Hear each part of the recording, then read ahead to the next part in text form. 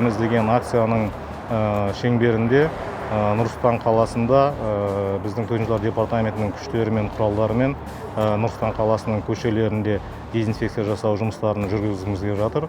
Қазір өздеріңіз көргендей Республика проспектісінде осы іс-шараны өткіземіз. Бұл іс-шараға бізде 7 дана техника қатысатын болады. Ол техниканың әрқайсысында 5 тонна, 8 тоннадан осы дезинфекциялық растворлар болады. Сол дезинфекциялық растворлармен қазір біз көшенің барлық жағын қамтып өтуіміз керек. Енді бұл жерде айтатын нәрсе, бізде 5 техника ол лафетті столмен беретін болады қазір.